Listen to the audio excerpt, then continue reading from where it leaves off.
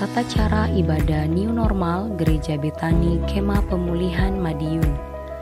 Yang pertama, terkait ketentuan jumlah kuota jemaat oleh pemerintah, maka semua jemaat diharap untuk mendaftarkan diri terlebih dahulu. Pendaftaran bisa menghubungi ibadah pukul 6 pagi Saudara Efraim, ibadah pukul 9 pagi Saudari Yemima, dan ibadah pukul 5 sore Ibu Sinta. Semua ibadah bertempat di Gereja Jalan Ahmad Yani nomor 15. Dan ibadah hanya untuk jemaat berusia 16 sampai 65 tahun. Anak-anak usia 16 tahun ke bawah dan 65 tahun ke atas harap mengikuti ibadah online di channel YouTube Successful Betani Families Madiun. Kedua, jemaat akan dicek suhu tubuh sebelum masuk ke lingkungan gereja.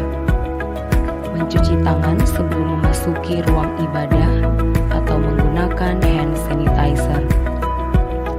Jemaat wajib memakai masker di lingkungan gereja. Ketiga, dilarang bersalaman atau berpelukan. Menjaga jarak minimal 1 meter saat memasuki atau hendak keluar dari ruang ibadah. Tidak berkerumun di lingkungan gereja dan segera pulang bila ibadah telah selesai. Terima kasih karena sudah mematuhi protokol kesehatan. Gereja Betani Kemah Pemulihan Madiun selalu menjaga kebersihan ruang ibadah sebelum dan setelah ibadah.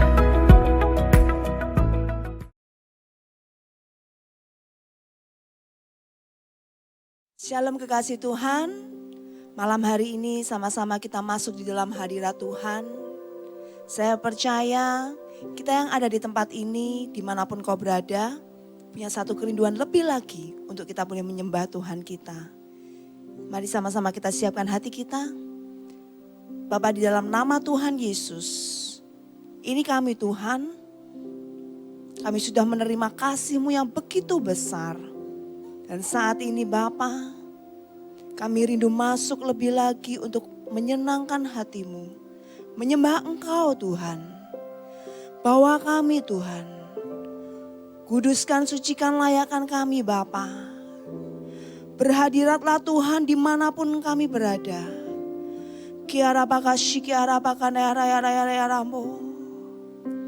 Sungguh Engkau Allah yang kami nantikan. Engkau Allah yang kami nantikan Tuhan. Haleluya, haleluya, haleluya. Terima kasih Bapa. Di dalam nama Tuhan Yesus, haleluya, amin. Rindu selalu bersamamu, tinggal di dalam kediaman-Mu, oh Tuhan, sebab ku sukai hadirat-Mu, tak ingin ku terpisahkan dekat dengan-Mu. Itu yang ku rindukan,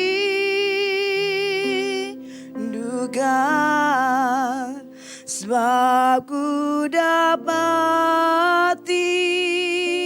kedamaian.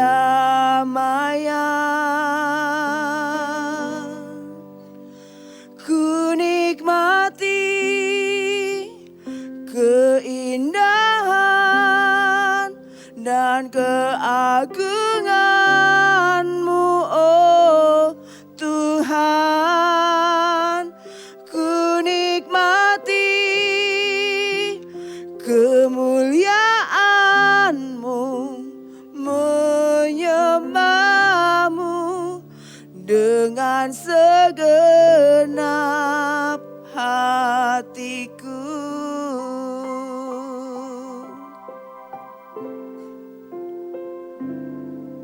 rindu selalu bersamamu, tinggal di dalam kediaman-Mu, oh Tuhan, sebab ku sukai hadirat-Mu, tak ingin ku terpisahkan, dekat denganmu, itu yang ku rindukan, sebab ku dapati kedamaian, ku nikmati keindahan dan keagungan-Mu, oh Tuhan, ku nikmati kemuliaan-Mu, menyembah-Mu dengan segenap, ku nikmati keindahan dan keagungan-Mu, oh Tuhan, ku nikmati kemuliaan-Mu, menyembah-Mu dengan segenap hatiku. Kau yang kami rindukan, hanya Kau, rindu selalu bersamamu, tinggal di dalam kediaman-Mu, oh Tuhan, sebab ku sukai hadirat-Mu, tak ingin ku terpisahkan, dekat denganmu, itu yang ku rindukan, sebab ku dapati kedamaian,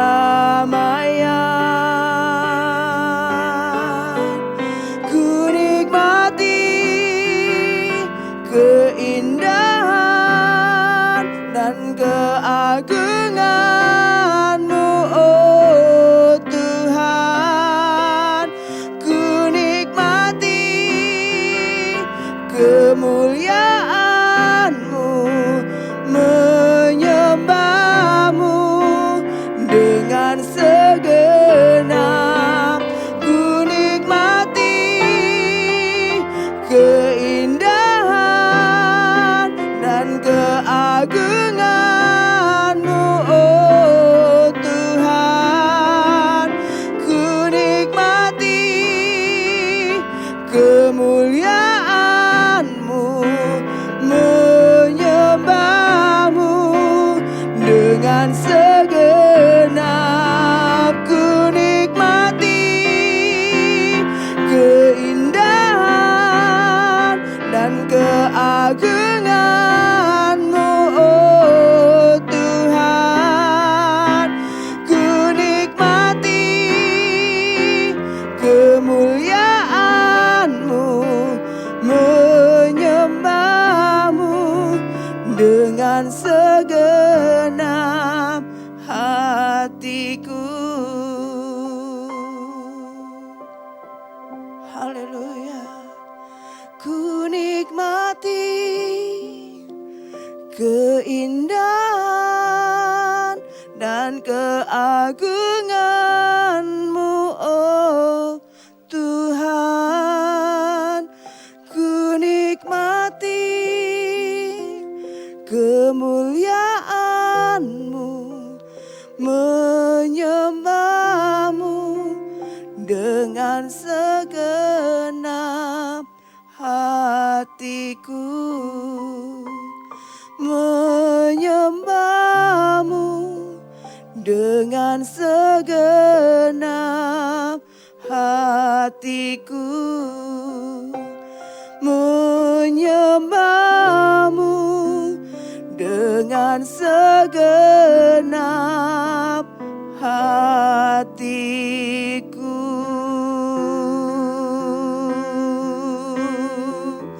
Kami sembah, kami sembah, Kau yang kami sembah, Kau yang kami sembah, Allah yang kuasa, Immanuel,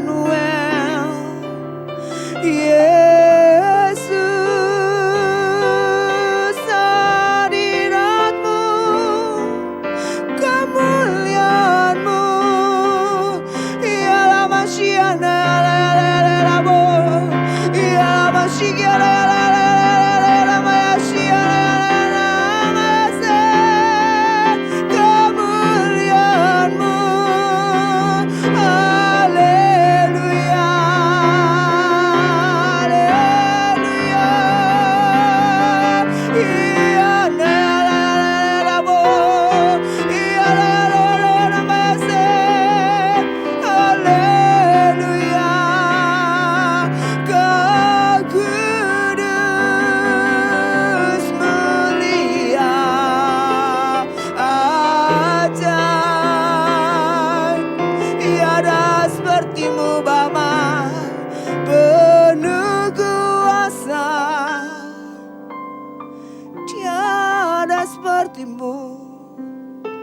tiada sepertimu, Kau yang menghiburkan, Kau yang ada buat hidup kami, Kau yang pulihkan,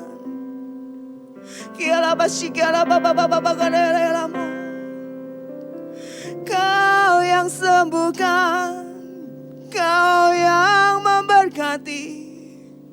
Kasih-Mu tiada pernah dapat kami ukur. Kasih-Mu Bapa, kami bersyukur. Ya masyikiala Bapa, nikmati hadirat-Nya, ingat kebaikan Tuhan. Kiala baya syikiala Bapa, katakan Kau baik Tuhan. Yes, Kau baik Bapa, Kaulah yang mengasihi kami. Oh, Kau Allah yang menyertai. Oh yes, amen Jesus, kuasa-Mu nyata. Oh kami bersyukur Bapa. Ya masih kiala Bapa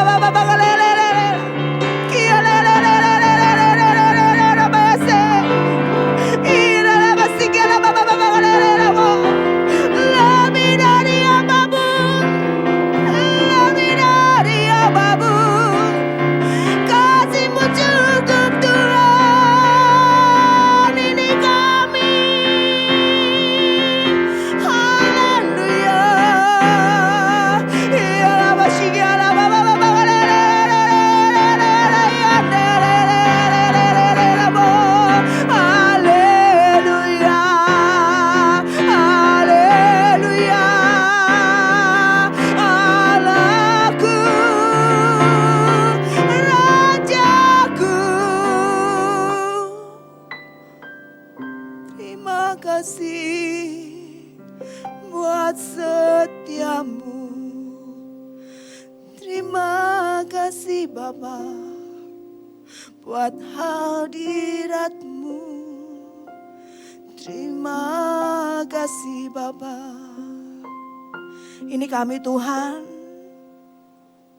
Kami sungguh tidak dapat berbuat apa-apa tanpa pribadi-Mu. Dan kami tahu Tuhan, di dalam hadirat-Mu, di dalam kemuliaan-Mu. Kami menjadi kuat Bapa. Kiara masyikara pakana ya rama ya shikana ya rambu. Hanya pribadi-Mu Yesus. Hanya pribadi-Mu Tuhan, hanya pribadi-Mu Tuhan. Haleluya. Engkau ku sembah, Kau yang terindah. Pulihkanku dengan darah-Mu. Engkau ku sembah, Bapa mulia.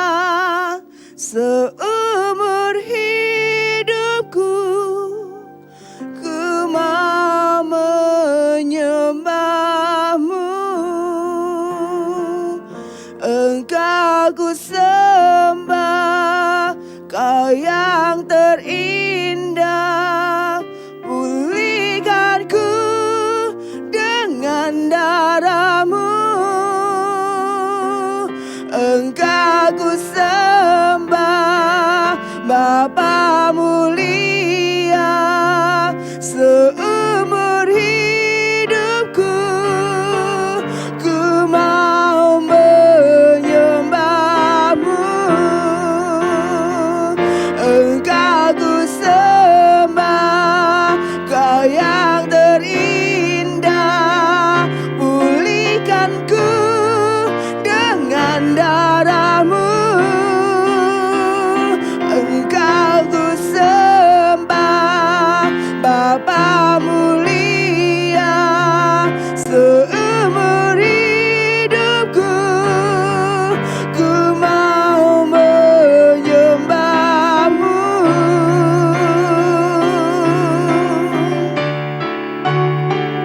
Engkau ku sembah, Kau yang terindah. Pulihkanku dengan darah-Mu. Engkau ku sembah, Bapa mulia. Seumur hidupku ku mau menyembah-Mu. Seumur hidupku ku mau menyembah-Mu. Seumur hidupku ku mau menyembah-Mu.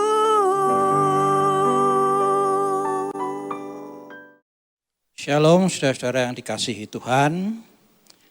Kita akan masuk ke dalam acara doa malam pada malam hari ini. Marilah sebelumnya kita akan berdoa di hadapan Tuhan. Segala puji syukur Bapa kami naikkan kepadamu, karena hanya di dalam perkenanan-Mu kami dapat hadir pada saat ini bersama-sama. Walaupun tidak secara fisik, namun roh kami hadir bersama-sama di hadapan hadirat-Mu. Tuhan, di dalam acara doa malam kali ini, kami mau bersama-sama belajar tentang kebenaran firman-Mu bagi kehidupan kami. Kami percaya apa yang Kau sampaikan di dalam firman-Mu, itulah yang Kau kehendaki terjadi di dalam kehidupan kami. Biarlah kami selalu perhatikan firman-Mu, kami menjadi pelaku-pelaku firman, dan Engkau akan memberkati kami. Karena kami tahu Tuhan, berkat-Mu berlimpah atas kami. Ajari kami semua, baik hamba-Mu yang berbicara, maupun kami semua yang mendengarkan, ada di dalam satu roh. Sehingga kami belajar tentang kebenaran akan firman-Mu. Terima kasih Bapa, di dalam nama Tuhan Yesus Kristus kami sudah berdoa. Amin. Saudara yang dikasihi Tuhan, di dalam pembukaan tahun 2021 kita sudah dihadapkan kepada satu tema, yaitu new hope, pengharapan yang baru. Dan di sana dipergunakan sebagai landasan firman adalah di dalam surat Ibrani pasal yang ke-6 ayat yang ke-19 dan 20. Yang demikian, pada ayat yang ke-19 dikatakan, pengharapan itu adalah sauh yang kuat dan aman bagi jiwa kita bersama, yang telah dilabuhkan sampai ke belakang tabir. Ingat saudara, di sini koma. Kemudian ayat yang ke-20 yang demikian bunyinya, di mana, jadi di belakang tabir itu, di mana Yesus telah masuk sebagai perintis bagi kita. Ketika ia menurut peraturan Melkisedek menjadi imam besar sampai selama-lamanya. Nah, inilah firman yang akan coba kita renungkan pada malam hari ini.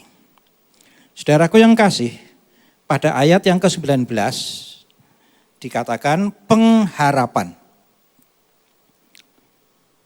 Dikatakan pengharapan itu.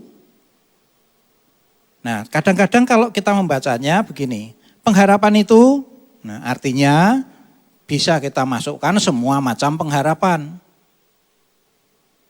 Jadi pokoknya apa yang kita harapkan itulah pengharapan. Tetapi yang dimaksud di sini sebenarnya kalau dibaca harusnya begini. Pengharapan itu, jadi itunya, pengharapan apa?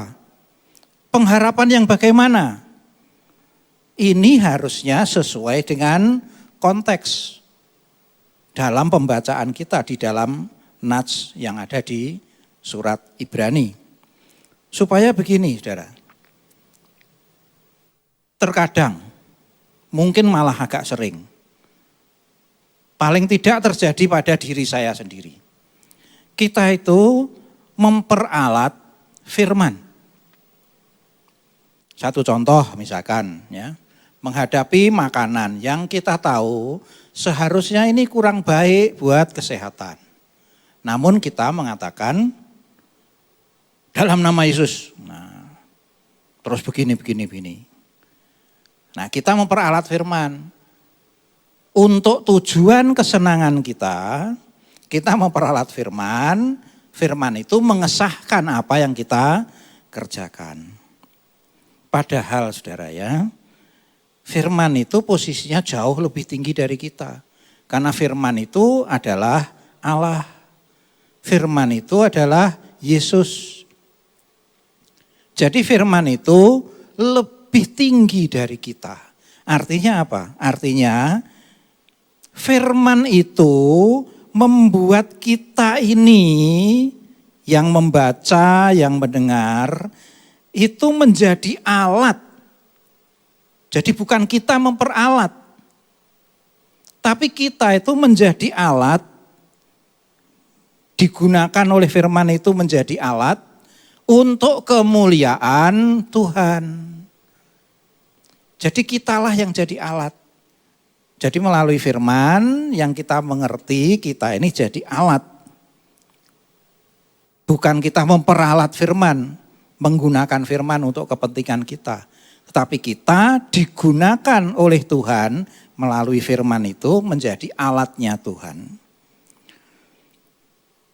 Nah, satu hal saudara ya, di dalam pengalaman hidup saya, suatu alat yang dipakai, terus-menerus dipakai, itu justru terpelihara.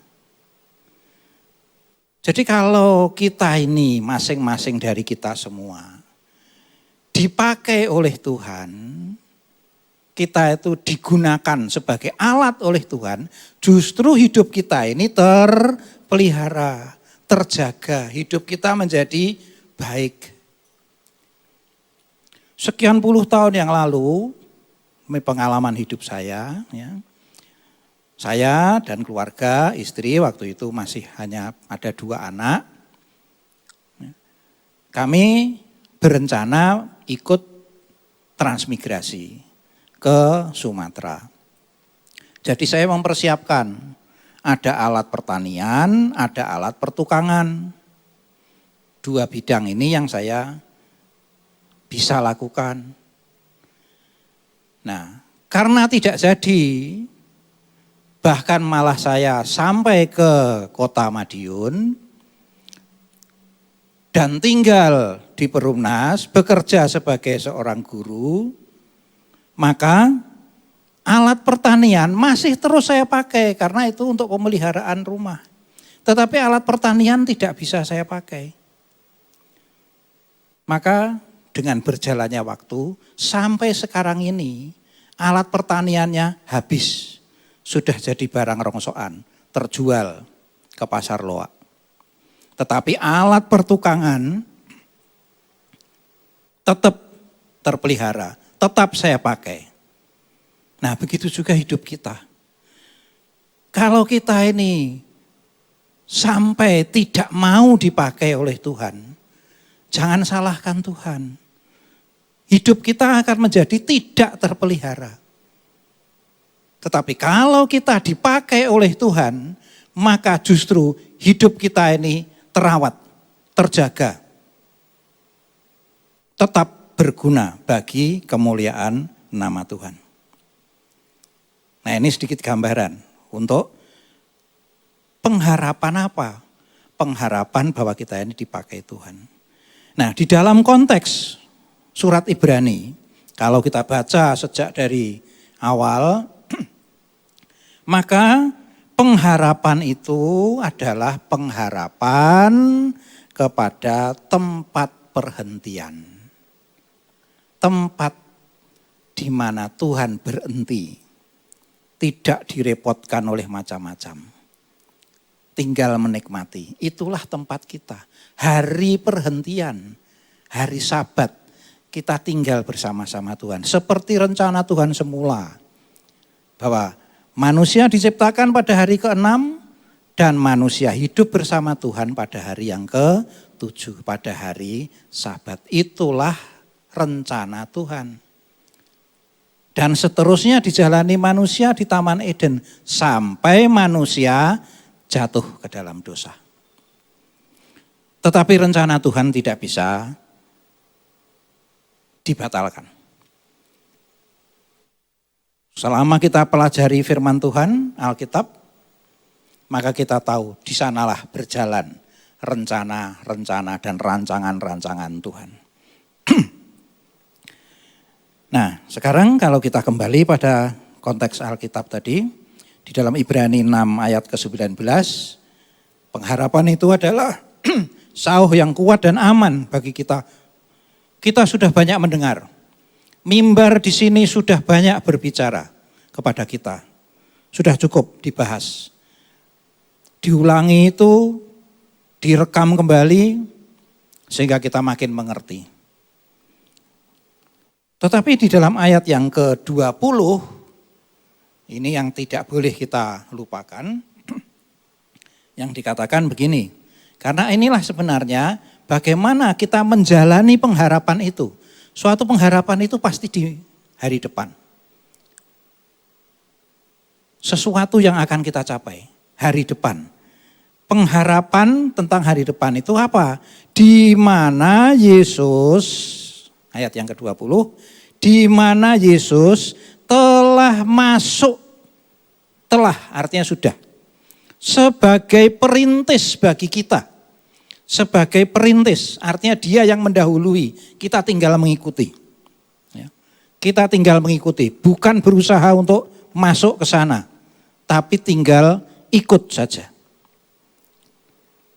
Ketika Yesus, menurut peraturan Melkisedek menjadi imam besar sampai selama-lamanya, menjadi imam besar. Saudara, di dalam masa kehidupan orang-orang Israel, orang-orang Ibrani ini, imam besar itu menduduki posisi yang khusus. Dialah jabatan yang mewakili umat Israel, mewakili manusia ini untuk menghadap kepada Allah. Jadi umat bisa berdoa macam-macam ini menurut kebutuhannya, tetapi hal yang paling utama itu diwakili oleh imam. Imam besar 1 tahun sekali dengan segala macam tata caranya masuk ke bait suci, masuk sampai ke belakang tirai. Dia membawa persembahan penebusan dosa untuk dirinya sendiri dan untuk umat. Dan menyampaikan permohonan dari umat. Nah, kalau dia diterima oleh Allah, maka dia berhasil keluar kembali, keluar dari ruang Maha Kudus, maka seluruh umat bersorak-sorai, bersukacita. Kenapa? Permohonan mereka diterima. Jadi permohonan orang-orang Israel diwakili oleh imam besar. Kalau imam besarnya diterima, berarti apa yang diharapkan umat diterima. Mereka akan mengalami tahun yang baik. Tahun yang mereka dapat panen. Mereka menuai hasil ladang. Mereka bisa menghasilkan ternak yang baik. Menghasilkan bulu domba yang baik. Keberhasilan dari seluruh umat, seluruh bangsa ini. Diwakili oleh imam besar di hadirat Allah. Nah, dalam hal ini Yesuslah sekarang menjadi wakil dari kita ini. Jadi di mana kehadiran imam besar, disitulah kehadiran umat. Di mana kehadiran Yesus, disitulah kehadiran kita. Selama kita ini menjadi anak-anak Tuhan. Selama kita ini menjadi milik Kristus. Selama kita ini percaya kepada Tuhan Yesus Kristus. Maka Allah Bapa memandang kita bukan langsung pada diri kita, tetapi memandang melalui Yesus Kristus. Karena dialah yang menjadi imam besar kita. Jadi kita ada di dalam Yesus. Konteks Alkitab selalu mengatakan, di dalam Yesus, di dalam Kristus. Itulah Allah Bapa memandang kita melalui Yesus Kristus. Apa yang dilakukan oleh Yesus Kristus, yang dialami oleh Yesus Kristus, itulah yang ada pada diri kita. Kalau Yesus menebus dosa, maka dosa kita juga sudah ditebus oleh Yesus. Sudah terbayar. Hukuman-hukuman dosa yang harusnya kita menanggungnya, sudah ditanggung oleh Yesus di kayu salib. Jadi kita tidak lagi dibebani oleh hukuman dosa. Kita tidak lagi menanggung itu. Sudah ditanggung oleh Tuhan Yesus Kristus. Dan dikatakan di dalam Ibrani pasal 1 ayat yang ketiga. Ibrani pasal 1 ayat yang ketiga dikatakan, Ia, Yesus, adalah cahaya kemuliaan Allah dan gambar wujud Allah. Dan menopang segala yang ada dengan firman-Nya yang penuh kekuasaan. Dan setelah Yesus selesai mengadakan penyucian dosa. Artinya Yesus itu sudah selesai mengadakan penyucian dosa. Dosa kita sudah dihapus di dalam Yesus. Ia, Yesus, duduk di sebelah kanan yang maha besar di tempat yang tinggi. Artinya Yesus sudah ada bersama dengan Allah Bapa. Sesudah apa? Sesudah menebus, mengadakan penyucian dosa. Artinya di dalam Yesus dosa kita sudah dihapus. Kalau imam besar zaman perjanjian lama, dia membawa darah korban, Yesus membawa darahnya sendiri. Kalau perjanjian lama mengatakan hewan korban tubuhnya dibakar, dihukum, menggantikan umat, Yesus menanggung itu di dalam tubuhnya sendiri. Selesai. Kita ada di dalam Yesus, semuanya sudah selesai. Kita sekarang dapat dengan percaya diri, dengan perasaan yang aman, kita datang menghadap Tuhan, menghadap Allah Bapa. Itulah apa yang dikerjakan Yesus. Dan dia sekarang duduk di sebelah kanan Allah Bapa. Nah, dikatakan inilah yang dikerjakan oleh Yesus sebagai imam besar kita. Kita sudah punya seorang wakil yang mendahului kita, merintis jalan kita. Dia sudah ada bersama Allah Bapa di sorga. Kita tinggal mengikuti dia. Kita punya waktu hidup masing-masing. Sampai saatnya hidup di dunia ini berakhir, maka kehidupan selanjutnya ada bersama dengan Yesus, bersama dengan Bapa sorgawi kita. Itulah yang terjadi pada kita. Maka dikatakan itulah pengharapan yang kuat dan aman. Nah, dikatakan di sini yang paling menarik kembali kepada ayat yang ke Ibrani 6 ayat 20 tadi. Ibrani 6 ayat 20 dikatakan menurut peraturan Melkisedek. Saudara, ini yang seringkali tidak kita pahami, tidak kita mengerti, sehingga kita kurang mengerti bagaimana kita menjalani pengharapan kita itu tadi. Nah, mari kita lihat sebentar ya, saudara, apa yang dikatakan di sana Melkisedek. Saudara, kata Melkisedek atau nama Melkisedek itu hanya disebutkan 12 kali di dalam seluruh Alkitab. 2 kali dalam perjanjian lama.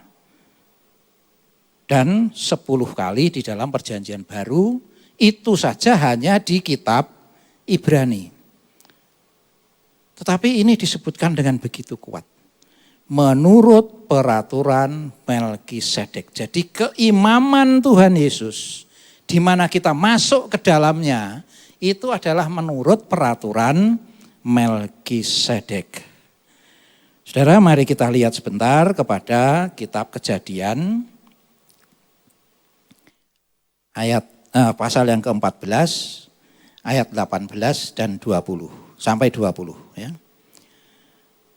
Kisahnya begini, sedikit latar belakang ya. Abraham keluar bersama-sama dengan Lot dalam perjalanan untuk menuju ke tanah yang dijanjikan, kota yang disiapkan oleh Allah. Tetapi di tengah jalan mereka harus berpisah. Lot sendiri, Abraham sendiri. Kemudian dalam suatu peristiwa, Lot yang ada di Sodom diserang dan dijadikan tawanan. Segalanya dirampas. Nah, Abraham dengar berita. Lalu dia membela keponakannya ini. Dia kejar musuhnya sampai musuhnya dikalahkan, lalu Abraham kembali. Nah, waktu dia kembali, sampailah di suatu tempat. Nah, ini yang muncul di ayat di Kejadian 14 ini. Pada ayat, nanti saudara baca sendiri di dalam Alkitab, Kejadian pasal 14. Dikatakan demikian. Melkisedek, Raja Salem, membawa roti dan anggur. Ia seorang imam Allah yang maha tinggi. Ayat 19. Lalu ia memberkati Abram. Katanya, diberkatilah kiranya Abram oleh Allah yang maha tinggi, pencipta langit dan bumi.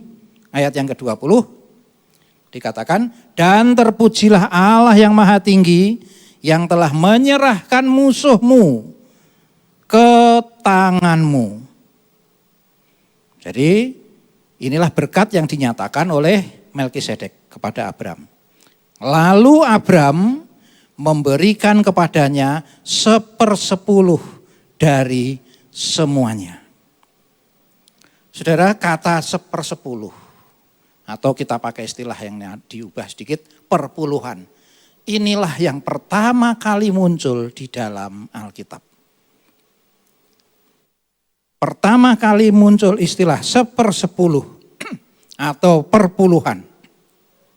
Itu pertama kali muncul di sini. Karena itu konteks dari perpuluhan yang paling tepat adalah ini. Yang berikutnya bukan tidak tepat, tetapi sudah ada kepentingannya.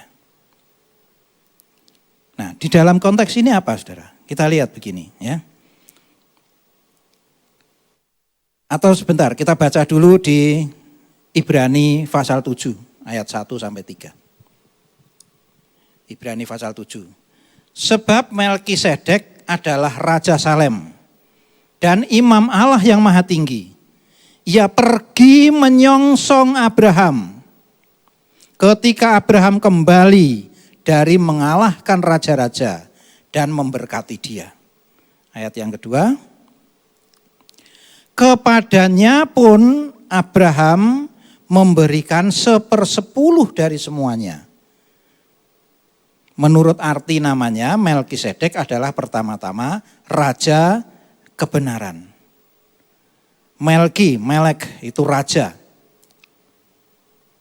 Sadik itu adalah kebenaran. Jadi Melkisedek raja kebenaran. Dan juga Raja Salem, yaitu raja damai sejahtera. Bukankah ini menggambarkan Yesus? Ini menggambarkan Yesus. Ayat yang ketiga, coba kita lihat. Ia tidak berbapa, tidak beribu, tidak bersilsilah, harinya tidak berawal, dan hidupnya tidak berkesudahan. Dan karena ia dijadikan sama dengan anak Allah, ia tetap menjadi imam sampai selama-lamanya. Jadi ini adalah gambaran tentang diri Yesus di dalam perjanjian lama. Nah, kalau kita lihat, siapa mendatangi siapa? Abraham sampai ke sana, ke tempat itu, maka dikatakan tadi pada ayat yang pertama, Ibrani 7 ayat yang pertama tadi dikatakan bahwa ia pergi menyongsong Abraham. Jadi justru Melkisedek yang mendatangi Abraham. Justru Yesuslah, Allah lah yang mendatangi kita. Dan apa yang dia bawa?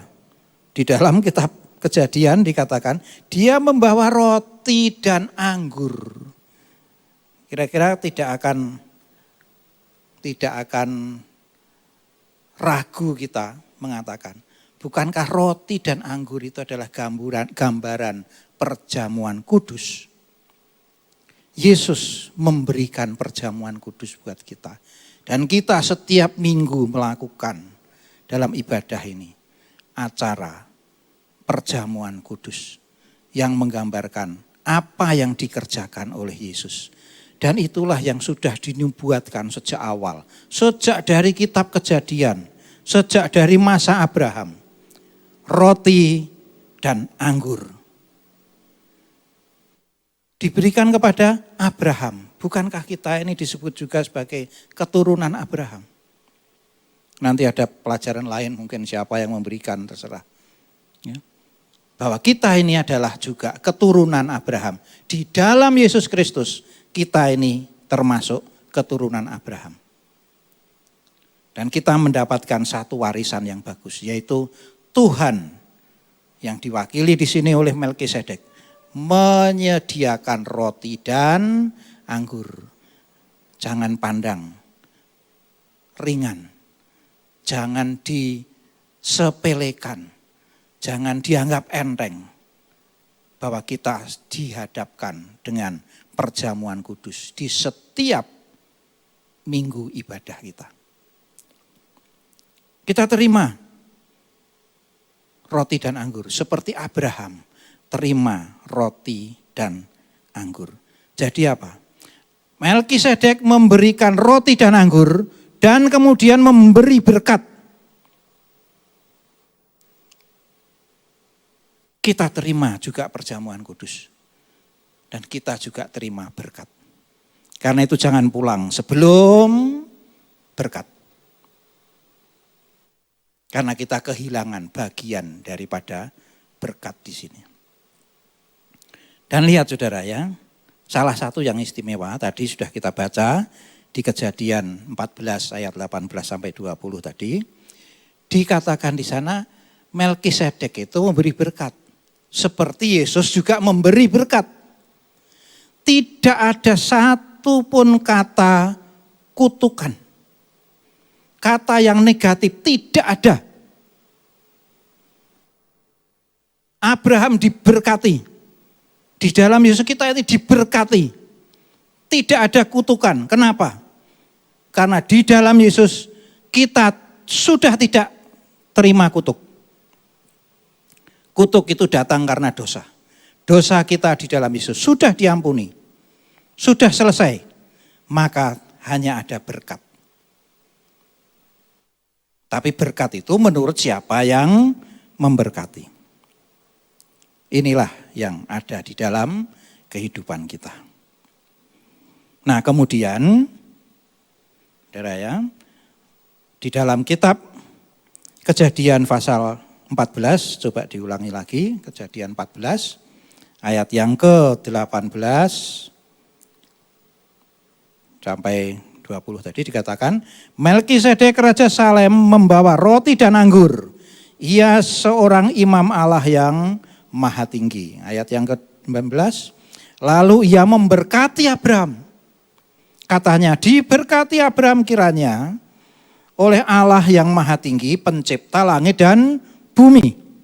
Ayat yang ke-20, dan terpujilah Allah yang Maha Tinggi yang telah menyerahkan musuhmu ke tanganmu. Artinya apa? Bahkan kepada Abraham, musuh-musuh Abraham, siapapun yang memusuhi Abraham, oleh Allah diserahkan kepada Abraham. Diserahkan kepada tangan Abraham. Di dalam Yesus, kita ini dikatakan lebih dari pemenang. Kenapa? Karena kita tahu, siapapun yang memusuhi kita, itu sudah dikalahkan oleh Tuhan sendiri, oleh Allah sendiri, dan diserahkan kepada kita. Jadi kita itu sudah lebih dari pemenang. Artinya apa? Sebelum kita apa-apapun, sebelum kita bertempur, Tuhan sudah menang. Dan kemenangan Tuhan buat kita. Tetapi ada hal yang harus kita perhatikan. Ada hal yang harus kita perhatikan, yaitu lalu Abraham memberikan kepadanya 1/10 dari semuanya. Itulah bentuk ucapan syukur.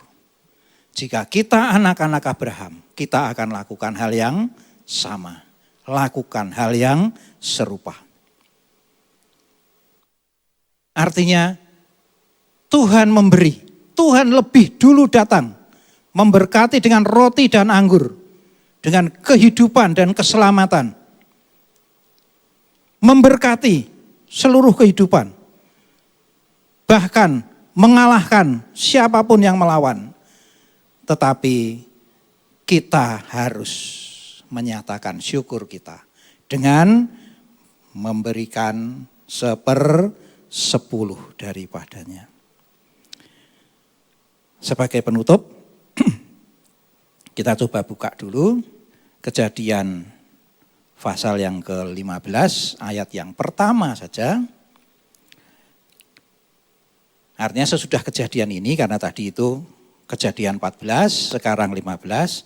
Kemudian datanglah firman Tuhan kepada Abram dalam suatu penglihatan. Janganlah takut Abram, akulah perisaimu, upahmu akan sangat besar. Nah, saya tertarik. Pada suatu ketika saya mempelajari ini, upahmu akan sangat besar. Saya baca dari terjemahan, ya sebetulnya sama aja ya, tapi ini untuk lebih menegaskan.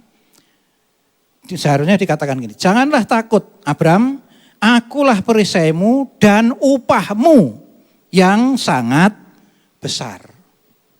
Kalau saya melihat dari terjemahan-terjemahan yang lain, sebetulnya begitu. Janganlah takut Abram, akulah perisaimu dan upahmu yang sangat besar. Artinya Tuhan itu menjadi perisai bagi kita, bahkan kehadiran Tuhan berserta dengan kita, menyertai kita. Itulah Immanuel. Jadi Tuhan bukan sekedar menjadi perisai, tapi sebagai yang beserta dengan kita. Nah saudara, sedikit catatan. Di sini dikatakan perisai, ya, magen. Perisai. Kalau saya dulu pernah begini. Perisai itu kan saya pegang. Kalau ada musuh menyerang dari depan, saya hadapkan ke depan. Musuh menyerang dari samping kiri, saya hadapkan ke kiri. Saya hadapkan ke kanan. Bagaimana kalau ada dua musuh, satu dari kanan, satu dari kiri? Bagaimana kalau 4 musuh dari kanan, kiri, muka, belakang? Sebagai seorang muda dulu saya berpikir begitu. Nah, tapi setelah saya pelajari lebih bagus, ternyata begini, saudara. Yang dimaksud Tuhan perisai, itu bukan perisai tameng kayak pengertian orang Jawa, hanya menghadap ke satu sisi, enggak. Perisai itu melingkupi seluruh bagian kita. Jadi Allah lah yang melingkupi kita dengan tudungnya, katakanlah gitu. Kita ini diselubungi. Nah, pengertian tentang itu membuat kita ini merasa begini. Di tengah-tengah kondisi sekarang yang tidak baik dengan adanya virus COVID, maka walaupun kita harus menjalankan peraturan yang ada, protokol kesehatan, maka kita percaya juga bahwa kita itu dilindungi oleh perisai Tuhan. Itulah yang membuat kita menjadi lebih tenang. Nah, jadi sekarang terakhir kali dikatakan, kalau tadi pengharapan di dalam depan kita, di mimbar depan ini ada Ibrani 6 ayat 19. Kita harus berpegang kepada pengharapan baru. Ada pengharapan yang diberikan Tuhan. Kita berpegang pada pengharapan itu. Segala hal sudah diberikan oleh Tuhan. Terimalah. Dan buatlah respon yang benar. Bahwa kita menerima berkat Tuhan. Kita terima Roh Kudus, kita terima perjamuan kudus, kita terima segala berkat-berkat Tuhan, dan kita lakukan apa yang harus kita lakukan. Jemaat di tempat ini akan diberkati oleh Tuhan melalui berkat-berkat Tuhan dan melalui apa yang kita kerjakan bagi seluruh jemaat di tempat ini. Tuhan Yesus memberkati. Amin. Mari kita berdoa. bahwa kita sudah menerima pengajaran dari Tuhan. Bapa Surgawi, kami mengucap syukur karena pada saat ini kami memahami betul. Kami mengerti. Engkau sudah menyediakan semuanya bagi kami. Bahkan menurut apa yang kami pelajari, Engkaulah yang menyambut kami, Engkaulah yang mendatangi kami dan memberikan berkat-Mu. Seluruh berkat di dalam kepenuhan surgawi ada di dalam Tuhan Yesus Kristus yang sudah memberikan kepada kami semuanya tubuh dan darahnya. Kami terima itu ya Tuhan. Kami terima itu. Bukan hanya itu. Bahkan Engkau sudah melimpahkan kepada kami segala berkat-berkat-Mu.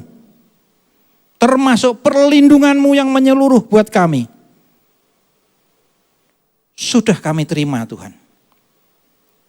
Namun ajari kami dengan segala kerendahan hati kami, ajari kami untuk kami merespon segala berkat-berkat-Mu ini. Pernyataan bahwa kami terima berkat-Mu ya Tuhan. Melalui apa yang kami berikan kepadamu. Kami serahkan sebagai bukti bahwa kami tunduk kepadamu. Melalui apa yang kami serahkan. Perpuluhan kami. Terima kasih Bapa. Ajari kami selanjutnya dan seterusnya. Sampai jauh di dalam hati kami. Kami mengerti, kami memahami bahwa Engkau tidak pernah jauh dari kami. Bahwa tangan kasih-Mu selalu melingkupi kami. Di dalam nama Tuhan Yesus Kristus kami sudah berdoa. Amin.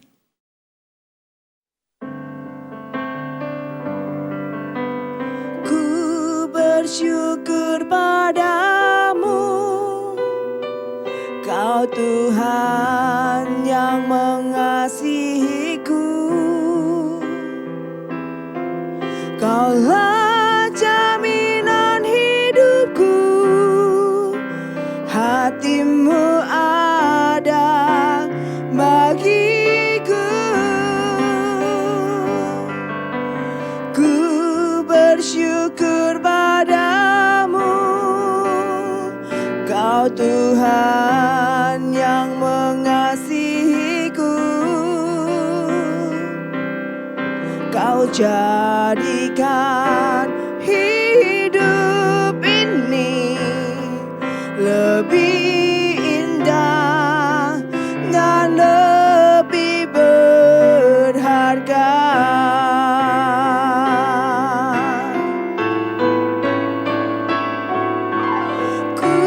Bersyukur padamu, Kau Tuhan yang mengasihiku.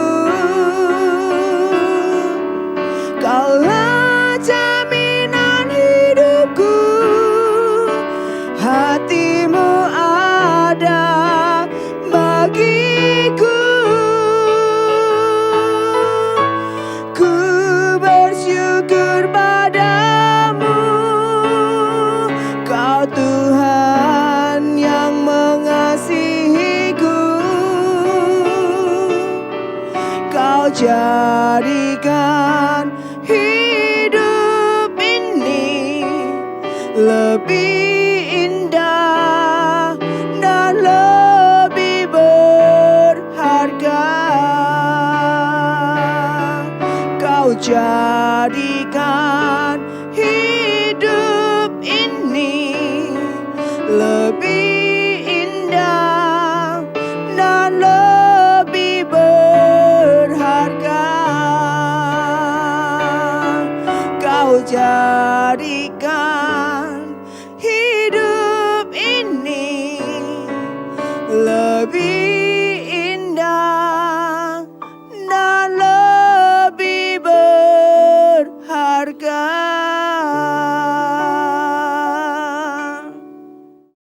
Terima kasih Tuhan atas setiap kebaikan-Mu sehingga kami dapat menyelesaikan doa malam kami di malam hari ini. Kami percaya Tuhan, Kau terus memberkati kami dengan firman-Mu yang telah diberikan oleh hamba-Mu. Kami percaya kami telah dikuatkan oleh firman-Mu. Dan kami akan terus belajar menjadi orang-orang yang bijaksana dalam hidup kami Tuhan. Supaya kami Tuhan melangkah dalam hidup kami bersama-sama dengan Kau senantiasa. Apapun masalah kami hari-hari ini tidak membuat kami gentar ataupun takut. Karena kami percaya kami punya Allah yang dahsyat di dalam kami. Yesus Kristus namanya. Dan kami percaya Roh Kudus Kau akan memberikan kekuatan yang baru dalam kehidupan kami. Untuk terus Tuhan maju Tuhan dalam kehidupan kami sehari-hari. Terima kasih Tuhan. Kami percaya Tuhan Kau terus memberkati hamba-Mu yang telah menyampaikan firman-Mu di dalam keluarganya, di dalam setiap pelayan Kau buat berhasil untuk kemuliaan nama-Mu saja Yesus. Terima kasih Tuhan. Kau juga memberkati semua jemaat-Mu dimanapun kami berada.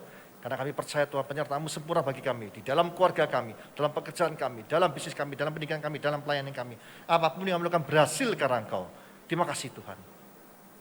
Kami percaya Tuhan Kau juga terus memberkati Tuhan, Bapak Presiden Jokowi Tuhan, bersama seluruh staf jajarannya untuk terus kuat di Tuhan, dan kami percaya Tuhan dapat memimpin negara ini dengan baik untuk menyelesaikan pandemi yang terjadi hari-hari dan juga krisis yang terjadi hari-hari ini. Terima kasih Tuhan. Mas kekasih, kita berdoa untuk minta berkat dari Allah Bapa.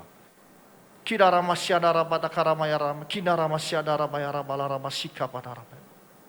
Tuhan, layakkan hamba-Mu untuk minta berkat bagi jemaat-Mu dimanapun kami berada.